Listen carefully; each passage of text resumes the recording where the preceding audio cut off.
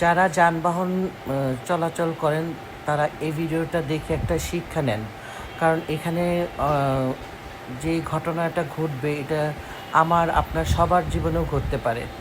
যারা যানবাহন যারা বাস ইউজ করি, আমরা চলাচল করি সবসময় প্রতিনিয়ত, এই যে আপুটাকে দেখছেন জানালার সামনে মোবাইলে কথা বলছে, এটা খুবই একটা বিপজ্জনক।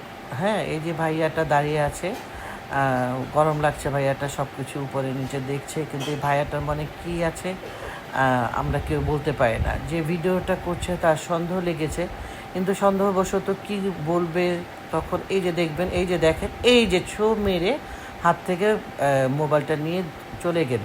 তাহলে এই যে জানালা দিয়ে কথা বললে যে কতটা রিস্ক, চলমান বাসের থেকে যখন চলছে তখনই টান মেরে নিয়ে যায়, এটা থেমে আছে। এই জন্য এই ভিডিওটা সবাই বেশি বেশি শেয়ার করে দেন, যাতে সবাই সতর্ক হয় এই ভিডিওর মাধ্যমে এবং একটা শিক্ষা গ্রহণ করে। হ্যাঁ, যে ভাইয়াটা ভিডিও করেছিল সে সন্দেহ করেছে বলেই ভিডিওটা করেছিল, কিন্তু বলতে পারছিল না, কারণ বলা যায় না তো কার মনে কী আছে। হ্যাঁ, কাজেই সবাই সতর্ক হন আর বেশি বেশি করে ভিডিওটা শেয়ার করে দেন।